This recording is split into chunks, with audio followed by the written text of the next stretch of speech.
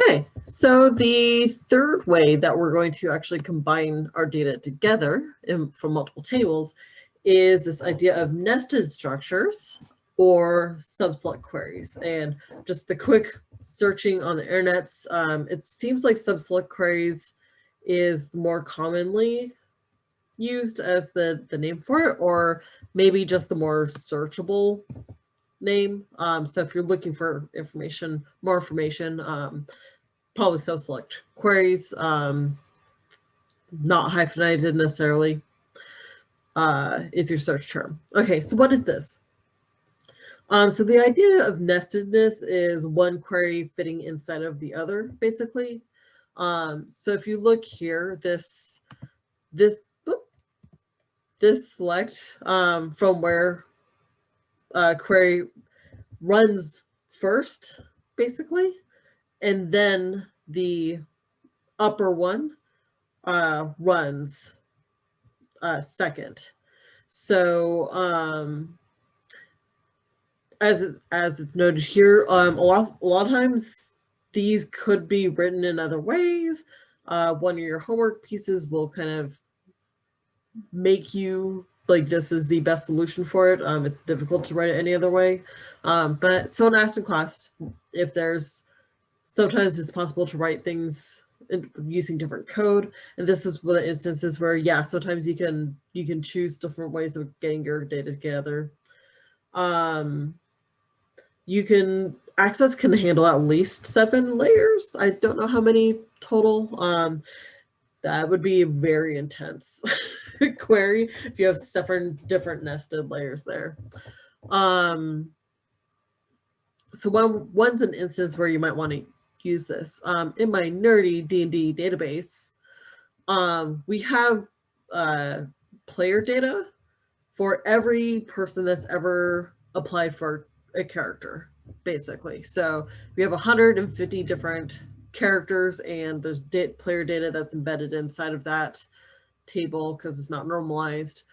But from that table, usually I only actually want to see the characters that are actually active right now, right? Because people have left the server.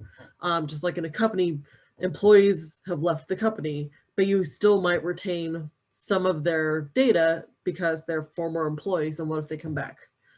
And so in order to deal with that, I would use this inner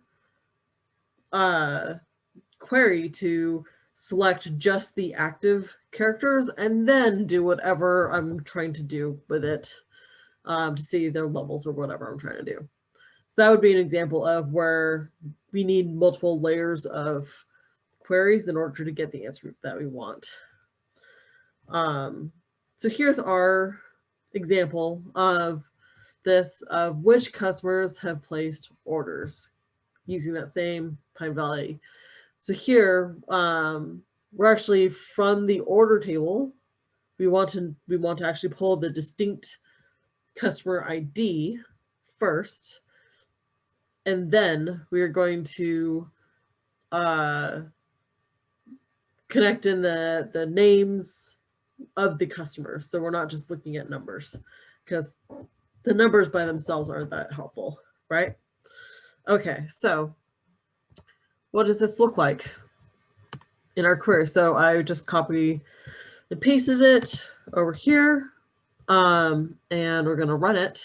And notice this little in is the key thing here. It's nice to have this like an offset thing, but that's not necessary because remember the spaces doesn't matter. Okay, so we're selecting the sync ID from that. We've got, I haven't aliased anything. You notice you don't need to alias anything if you don't have joins, and all the attributes in there aren't. They're all unique. There's no duplicates. Okay. All right, so what do we have here? We have our list of customers. As easy as that. But what if instead of the list of customers that have placed orders, because you'd think that most customers have placed orders. If you wanted to, we could actually put a not in front of the in, run that, and we see that we actually have customer data for 3 customers that haven't placed any orders. So we're just holding on to their information for some reason, preemptively.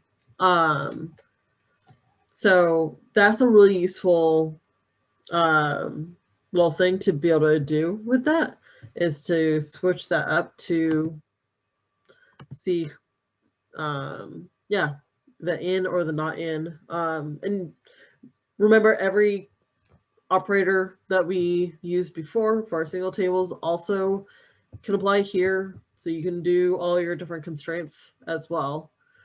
The pro tip for running these kind of things, especially if you have a lot of layers, is to actually just get rid of this part and start with your inner one and then build it up. So you want to run this and make sure that this functions before you start adding to it. And that way you're a little bit more clear about what exactly you're pulling as your starting spot. Okay, so with that, you have 3 different ways of combining data together from multiple tables. So there's going to be a little bit more thinking through what the best strategy is based on the questions being asked.